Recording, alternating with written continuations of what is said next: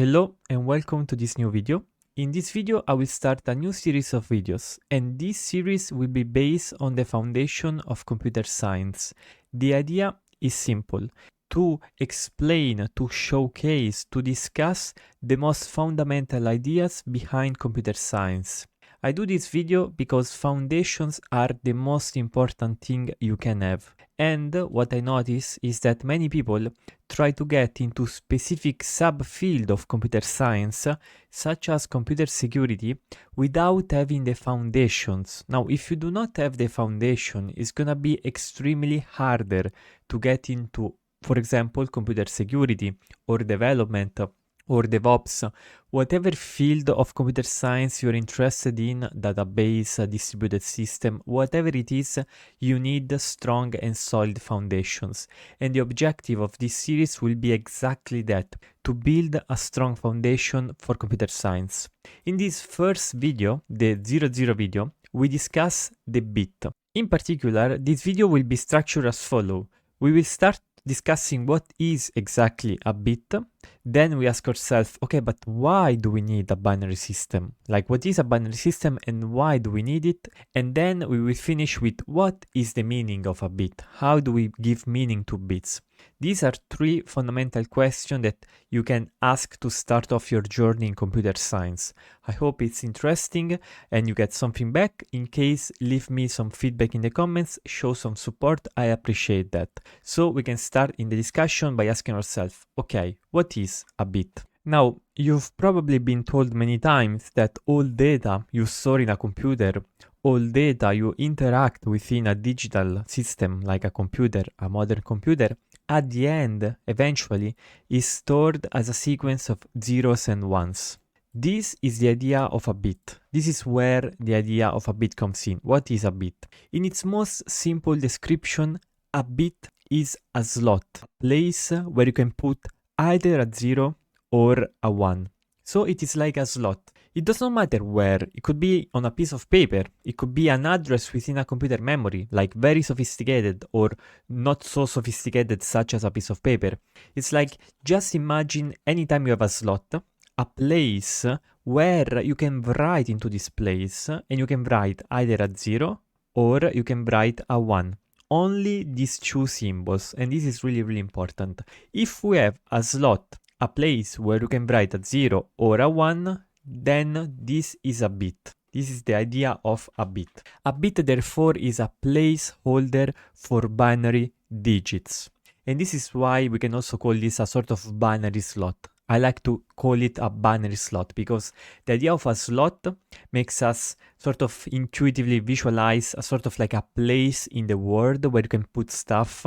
And then the concept of binary is in what you can put into this slot. What can you put into a bit? If this is a bit, how can you fill this bit? Well, with two choices, either a 0 or a 1. That's it, just two symbols. And that's the basic idea of a bit. Now, why do we need a binary system, and what is even a binary system?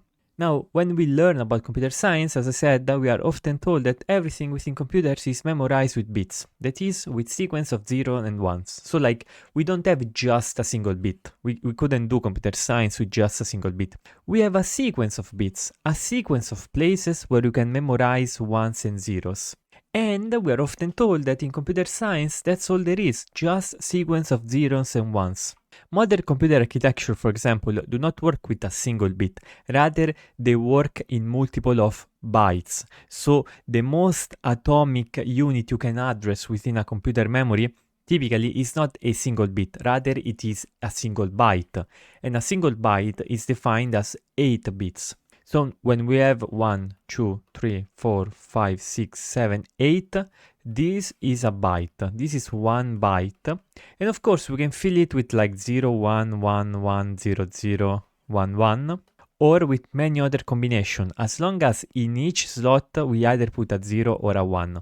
So like when you think about modern computer architecture, the actual hardware that runs our program and our software, you don't have to think in terms of single bits, but rather in terms of bytes. So you have 1 byte, 2 byte, 3 bytes on gigabytes, megabytes, kilobytes, terabytes, multiple of bytes, which at the end of the day is just multiple of bits. You have many bits. Now, why is it the case that computer science stores everything using 0 and 1? Like, why computers use this method of, dealing with information and data? How can it be? How did we come up with this? Well, the basic idea is that before we can even start to work with a computer, before we can even start to work with algorithms, data structures, computations, and things like that, we must be able to represent different things within the computer memory. This is like the first thing you need to do if you want to have any sort of automatic system. First, you represent things, data, concept, and then once you have those representations, you can start to define algorithm on those representations, algorithms that change the data. When we grow up, like in elementary school, in middle school, in high school, we learn to use language. We can learn like English, we can learn our natural language, such as Italian for me, in my case. Anyways, when we grow up, we learn that in language such as English, in a language such as English, we represent different things through different combinations of letters. So we start with an alphabet. This is, for example, the Latin alphabet. It is comprised of 26 symbols, which we call letters. So each symbol is a letter. There is the letter A, the letter B, the letter C, the letter D, the letter Z, Y, X, each symbol is called a letter. So we start with these basic building blocks with 26 building blocks, and then we create combinations of these symbols, which we call words, phrases, paragraphs, books, essays, we can add complexity and have more different names. So when we combine those symbols, then we have a language. For example, we can combine these symbols into the sequence hello world. We give a sound to these symbols and we give a meaning. Hello world. This is the first thing you typically write when you learn how to program. Hello world. Once we have these words with these sounds, we also assign meaning to these words, such as to represent things of the word. Like for example, the word tree is not just like 4 letters. We can view this word as like, okay, we have 4 symbols. We have a T, we have an R, we have an E, and we have another E. So these 2 are the same symbol, the last 2. But this word actually in English, in the English culture, when you speak to an English person or someone who understands the English language, this thing typically represents a natural thing within the word, like a tree. This is a tree in the word, and we use this to represent this, typically. Of course, when you have a specific context, this word could define other things more specifically. But typically, if you ask anyone in the street, what do you mean with the word tree? Well, you mean like a natural phenomenon that occurs in the world. So you use this as a shorthand to represent this tree, which is, much more complex to represent. You could draw it every time, but it would be extremely hard and not scalable to like draw everything, because also some other things cannot even be drawn like literally, you know what I mean? So in the language of computers, the same idea applies. There's nothing different actually about computers. And this is one of the things that I want to convey to you. The idea is that even though computers seem to work very different from how we humans work, actually they are not so different. There's just a few things that need to be changed on the foundation, but the same idea applies. We need a language to represent concepts, and then we manipulate the language to express different things. So we need a notational system comprised of different symbols in order to represent concepts and ideas. And we also need rules for manipulating those symbols, because a language is not just a sequence of symbols and words. There are rules for obtaining new words, new phrases, for combining these symbols, for having meaningful sentences. It's not just about the symbols, it's also the meaning we give to these symbols and how we manipulate them, the plural, the verbs, and things like that. These are based on rules that we define on top of a notational system. Of course, what's different in the computers is that instead of using the English alphabet, instead of using your natural language alphabet, we use the binary alphabet, which is one of the simplest alphabet you can think of. It is the simplest one actually that you can work with, and it is comprised only of two different symbols, which we call 0 and 1. This, as I said, is the simplest alphabet you can think of. That is simple, but that you can also do a lot of stuff with it, because with computers we can do anything we want, sort of. We can do a lot of stuff with computers. Now, I said that the binary alphabet is one of the simplest alphabet you can think of, that is also that allows you also to be very expressive and to do a lot of different things. One could think maybe, but wait a sec, the binary alphabet is comprised of two symbols. Maybe there is a simpler alphabet which is comprised of only one symbol, like maybe only the 0. So we have an alphabet in which we have only one symbol. But if you think about it, working with such an alphabet is extremely hard, if not impossible at all, for various reasons. And this is all to say that yes, the alphabet comprised of only one symbol, the symbol 0, is for sure simpler than the binary alphabet, but it becomes so simple that it actually loses expressive power, meaning that with just a single symbol, with just like a 0, we cannot express much. It becomes extremely hard to express different things, and we will see that going on in this video and in later videos of this series. So just a heads up saying that the binary is the simplest and most powerful one. We don't lose power, but we gain simplicity with the binary alphabet. So this is the basic idea behind the binary system. It is a system, meaning that it's comprised of different symbols and of rules for manipulating those symbols. And it is binary because it only contains two symbols, the 0 and the 1. And here there's actually a really important thing to notice that I will come back to this point in the future. And it's the fact that there's nothing special about the symbols we actually use to represent these two different symbols. And this can be a little bit confusing. What I mean is that using 0 or 1, or using, for example, A and B, there's nothing different about these two methods of notation if we use the same rules. The 0 and 1 is just a convention. We could as well use A and B, as long as I said that we use the same rules for the binary that we know today. This is really important because most people are confused and they think that the symbols are important. The symbols are important, but only in the fact that they are different, that they are different symbols, that they look different to us. And in the rules that we're gonna define in this video, in future videos, we will use the fact that they are different to work with them. But you can take any two different symbols, any two different signs. It's like, it doesn't really matter. You can do computer science with anything as long as you have two different symbols to which you assign two different values, sort of. And they have to be different. 0 has to be different from 1. Otherwise, you cannot do computer science in a meaningful way. So at this point, we can ask ourselves, okay, we have these sequences of bits, but what is the meaning of a bit? How do we interpret the bit? How do we work with the bit? Like, how can we use such binary slots to represent concept and information about the real world?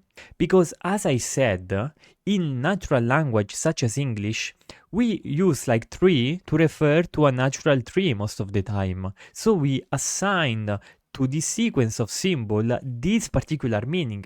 The meaning is the assignment, is this arrow, is the mapping between the natural occurring phenomenon of trees and the word, the literal word tree.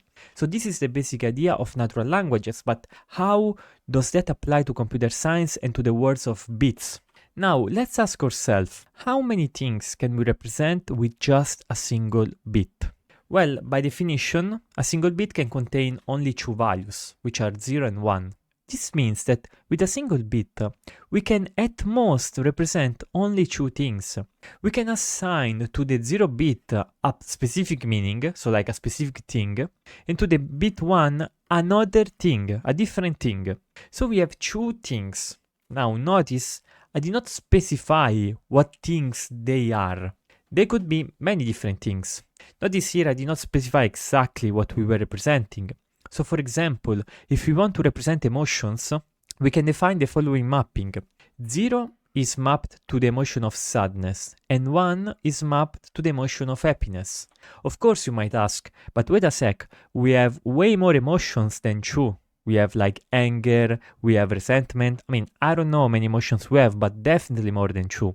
Another thing we can represent is weather, 0 and 1. So like with 0, we can represent sunny. With 1, we can represent not sunny, something other than sunny. Once again, it's not like we have sunny or not sunny. There are way more weathers than 2.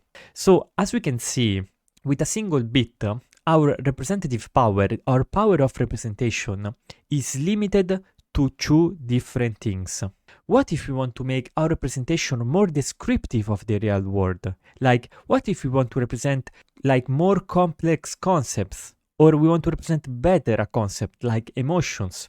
We know there are not just 2 emotions. It's not like you are either happy or sad. There are emotions in between happy and sadness. There are different emotions. Well, the idea is simple. To express more things, to increase your expressive power, you need to increase your memory. You need more bits. This is a very, very simple idea. So we were working with 1 bit. Let's now work with 2 bits. What happens when we have 2 bits? So how many things can we represent this time, but not with 1 bit, but with 2 bits? We have increased, we have doubled our memory. With 2 bits, the possibilities expand, because now we have 2 slots to fill, and each slot can be filled either with a 0 or with a 1. And we can enumerate our possibilities as follows. We have the 0-0 possibility, because we have 2 slots, and one of the possibilities that both are 0. Then we have the 0-1 possibility, which represents the fact that the left bit is 0 and the right bit is 1. Then we have the 1-0, and then we have the 1-1. We have enumerated all possibilities. We have 4 things we can represent. So for example, using the previous 2 examples of emotions and weather, now with 2 bits in terms of emotion on the left here, we can represent happy, fear, sadness, and surprise. Notice we have double the emotions we can represent. We went from just happy and sadness, now we have fear and surprise.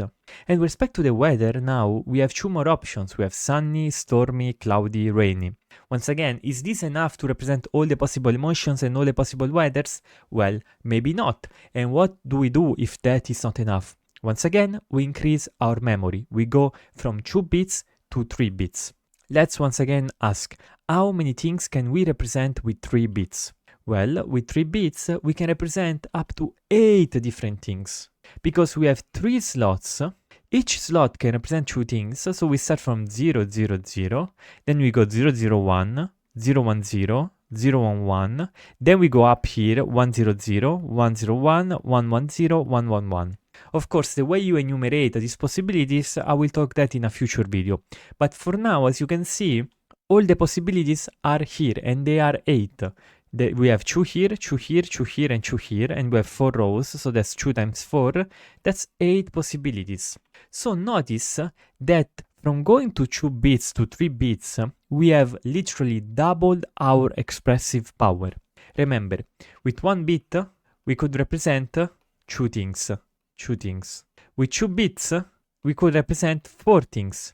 With 3 bits, we can represent 8 things. So we keep doubling, we do times 2 and times 2. As you can see, our expressive power grows by times 2 times 2. What happens with 4 bits? How many things can we represent with 4 bits? We can represent 16 things, and here are all the possibilities. We go from 0, 0, 0, 0 up to 1, 1, 1, going through all the possibilities. And here I've mentioned all the possibilities, and you can check them out by yourself. So this is the idea. We can keep going and we can use 5 bits and then 6 bits and then 7 bits and so on. Remember what I said about modern architecture? They use the most simple unit is 1 byte, and 1 byte is 8 bits. And actually with 8 bits we can represent 256 things. So with 1 byte we can represent 256 things, and this, consider that it's the lowest thing you can access into a computer's memory. So that's the basic idea. Now, I did not talk about meaning, I just enumerated all the possibilities that you have with different numbers of bits. If you have 1 bit, you can express 2 things. If we have 2 bits, you can express 4 things. I never said exactly what you were expressing with those bits. So where is the meaning in this sequence of bits? Okay, I give you 16 possibilities, it's sort of like 16 different words in English, but I never assigned to them a specific meaning. I just said, look, there are 16 things, you can label each one in a way that you want, sort of. I never said, this 0000 represent this specific thing and 1101 represent this other specific thing. I never said anything like that. I just said, look, you have 4 bits. It allows you to enumerate 16 possibilities. So where's the meaning in that? In all the previous example, apart from the first 2 with the emotions and the weather, which sort of were specific examples, but in general, we did not define a single, specific, and true-for-all meaning to this sequence of bits. They are just bits. They are 000, 001, 010, 011, 100, and so on and so forth. Now, this is actually intended because bits by themselves do not have a specific a priori meaning. When you look at bits, your mind should actually be empty, surprisingly. You should not think of computers, or numbers, or text, or colors, or images.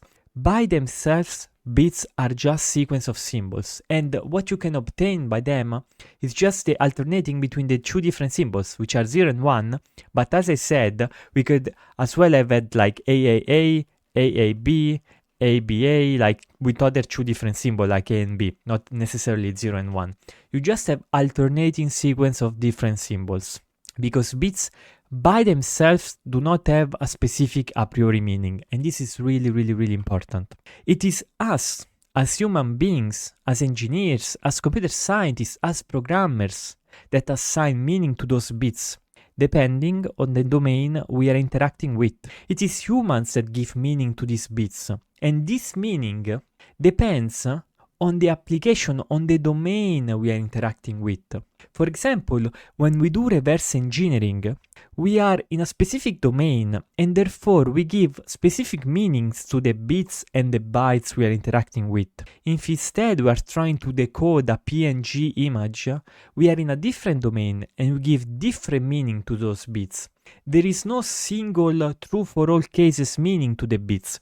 Bits are just carrier of meaning, but this meaning depends on the domain we are interacting with. In this lack of meaning, which could be seen as a bad thing, they don't have any meaning, what's the use in that? Well, actually, it is exactly in this lack of meaning that lies the power of abstraction, which is inherent in digital computers and in computer science. Because by not defining a specific meaning to the bits, we are actually able to capture anything that can be captured by digital computation. So we will of course talk about this in future videos, but the idea is anything you can mathematically formalize as a computation, a digital computation, you can capture with bits, and therefore you can compute with a digital computer, because we do not give a specific meaning to the bits. For example, a calculator is sort of different from a general computer, because a calculator gives a specific meaning to the bits it works with, as in numbers. A calculator is able to do arithmetic, is able to do mathematics on these bits, on the numbers. But a general computer abstracts the meaning, and you can have any meaning. And this is why with the same machine, we can play sound, we can visualize images, we can do mathematics, we can write text, we can do a penetration test, we can hack a target, we can do anything we want as long as we can capture what we're doing in terms of digital computation. And this has to do with discretization, which is a concept I'll continue on a later video. So to conclude this video, and to give a small preview of what we will see next, in future videos, I will actually discuss specifically how we can give meaning to these bits in order to capture, for example, the English alphabet, and this meaning is done through ASCII and through the concept of encodings. So with ASCII and with encodings, with ASCII in particular, we can capture the English alphabet through sequences of bits. Then there are different ways that we can capture Indo-Arabic numerals, so like 0, 1, 2, 3, 4, 5, 6, 7, 8, 9. We can capture colors, but this is just a start. This is just 3 examples of what we can capture with bits when we give a specific meaning in like a very intelligent way, sort of. So this is it for this video. I hope it was useful. I want you to get something away from this video is that bits by themselves do not have any meaning. Anytime you see a bunch of bits, ask yourself, what is the meaning that we gave to these bits in this particular context? Do not start with a priori meaning, with something that you think means them, like, okay, these bits are instruction for like a processor, or like they are encodings of an image. Empty your mind, try to empty your mind and just think, okay, what is the domain we are working with? Am I working with an image? Am I working with sound? Is this a program? So it's like an instruction. Is this data for a program? And things like that. Empty your mind and just think of the bits as sequences of alternating zeros and ones, and then try to understand the meaning that was given to those bits before by other people, and work with that meaning, of course, because then you have to work with that meaning. If those bits represent text, decode those bits, understand those bits in terms of the text they represent. If those bits represent number, decode those bits, understand those bits in terms of the number they represent, and stuff like that. So I hope the video was interesting. If you have any feedback, please leave it in the comments, and we will continue this series on the foundation of computer science.